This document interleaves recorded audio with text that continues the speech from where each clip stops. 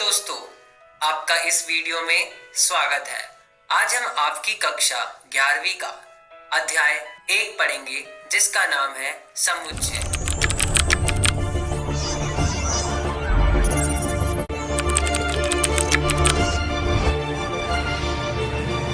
भाग 1।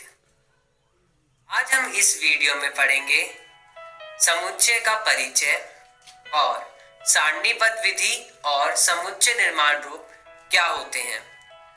आइए जानते हैं समुच्चय क्या होते हैं। समुच्चय वस्तुओं के सुपरिभाषित संग्रह को हम समुच्चय कहते हैं। सुपरिभाषित संग्रह का मतलब क्या होता है, आइए इसको एक उदाहरण के माध्यम से जानते हैं। भारत की नदियों का संग्रह है। अगर मैं किसी बच्चे से ये पूछूं कि हमारे देश में कितनी नदियां बहती हैं, तो उसका एक पर्टिकुलर आंसर आएगा। और यही प्रश्न अगर मैं दूसरे बच्चे से पूछूं तो उसका भी सेम आंसर होगा। अगर मैं उन बच्चों से ये पूछूं कि तुम्हारे घर के आसपास कौन कौन सी नदियां बहती हैं, और दूसरे बच्चे से पूछूं कि तुम्हारे घर के आसपास कौन कौन सी नदियां बहती हैं, क्या पता दोनों का आंसर अलग हो। तो ये एक सुपरिभाषित संग्रह को नहीं दर्शा रहे। लेकिन अगर जब मैंने उनसे ये पूछा कि भारत के अंदर कितनी नदियां बहती हैं, तो ये एक सुपरिभाषित संग्रह को दर्शा रहे हैं, क्योंकि दोनों ही बच्चों का जो जवाब है वो क्या आ रहा है, एक सुपरिभाषित संग्रह के रूप में आ रहा है। आइए दूसरे एग्जाम्पल को समझते हैं। भारत की क्रिकेट टीम।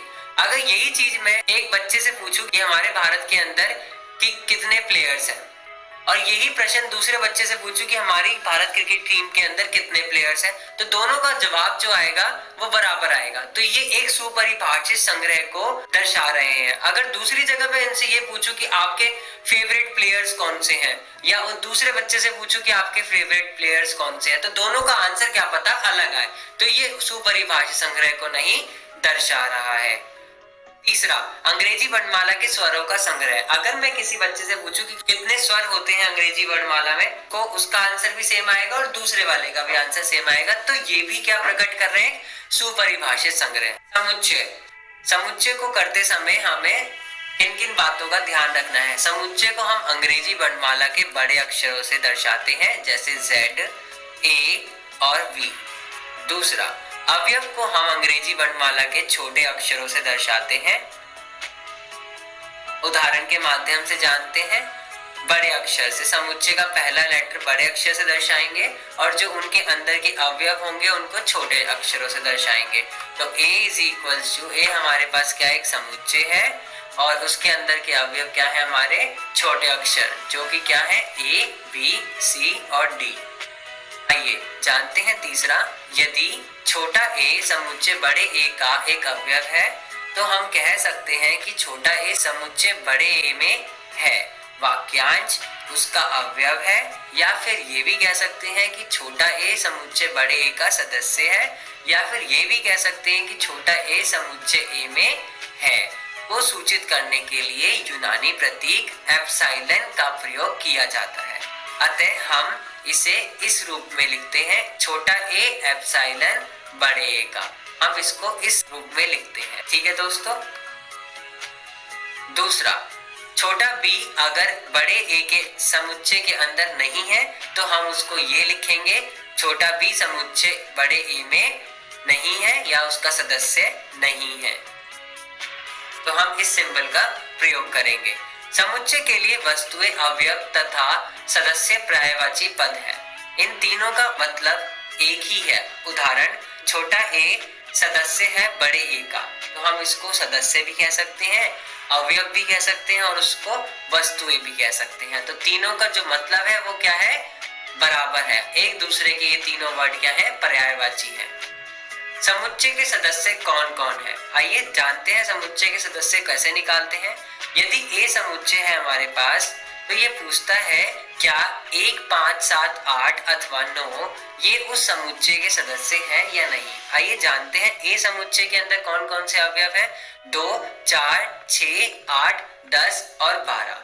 हमें देखना है क्या 1, 5, 7, 8 अथवा 9 समुच्चय A के सदस्य है या नहीं। सबसे पहले हमने 1 को देखा, क्या 1 समुच्चय A के अंदर है, क्या उसका सदस्य है।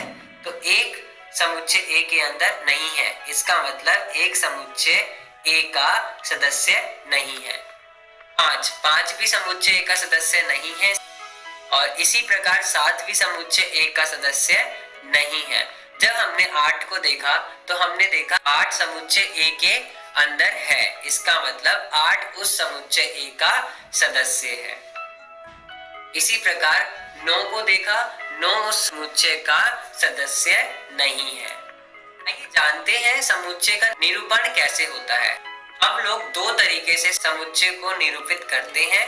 पहला सारणीबद्ध विधि, दूसरा समुच्चय निर्माण रूप। आइए जानते हैं सारणीबद्ध विधि में क्या होता है। समुच्चय के सभी अवयवों को सूचीबद्ध किया जाता है। सबसे पहले सारणीबद्ध विधि को करते समय सबसे पहले हम समुच्चय के सभी अवयवों को सूचीबद्ध करते हैं, फिर उनको अर्धविराम द्वारा पृथक करते हैं और तीसरा फिर अंत में उनको एक मझले कोष्ठक के भीतर लिख देते हैं। आइए उदाहरण से समझते हैं। अगर हमारे पास एक डाइस है, उस डाइस के अंदर पहले हमने सारे अवयवों को, उस डाइस के जितने भी अवयव बन सकते हैं उन सारे अवयवों को सूचीबद्ध किया, 1 2 3 4 5 6 और उनको लिख दिया। फिर हमारा दूसरा काम क्या है, अर्धविराम द्वारा पृथक करना है, तो हमने उसे अर्धविराम के द्वारा पृथक कर दिया और तीसरा उनको मझले कोष्ठक के भीतर लिख दिया। तो ये हमारी कौन सी विधि तैयार हो गई, सारणीबद्ध विधि। जानते हैं समुच्चय निर्माण रूप क्या होते हैं। किसी समुच्चय के सभी अवयवों में एक सर्वनिष्ठ गुणधर्म होता है जो समुच्चय से बाहर की किसी अवयव में नहीं होता है, तो उसे हम समुच्चय निर्माण रूप कहते हैं। आइए उदाहरण के माध्यम से जानते हैं। हमारे पास V एक समुच्चय है जहां पर X एक अंग्रेजी वर्णमाला का एक वर्ण है। तो यहाँ पे हमने देखा जो ये दो डॉट्स लगे हुए हैं ये क्या रिप्रेजेंट कर रहे हैं, ये क्या दर्शा रहे हैं हमें, कॉलन। और यहाँ पर X जो है ये हमें दर्शा रहा है उस समुच्चय के अवयव को। अंग्रेजी वर्णमाला का एक वर्ण है, ये हमें क्या दर्शा रहा है, कॉलन के चिन्ह के बाद समुच्चय के अवयव के विशिष्ट गुणधर्म को दर्शा रहा है और ये हमें मझले कोष्ठक के भीतर लिखने होते हैं। समझ गए बच्चों समुच्चय निर्माण रूप क्या होता है।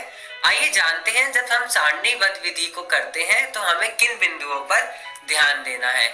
सारणीबद्ध विधि में क्रम का प्रभाव नहीं होता है। उदाहरण, हमारे पास एक उदाहरण है जिसमें AEIOU एक समुच्चय के अंदर है।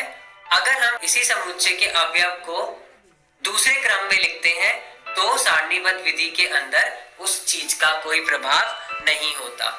हम इसको AUOIE भी लिख सकते हैं। प्रत्येक अवयव दूसरे से भिन्न होते हैं। जब हम सारणीबद्ध विधि को करते हैं तो सारे अवयव एक दूसरे से अलग होते हैं। सारणीबद्ध विधि को करते समय हम किसी अवयव को दोबारा नहीं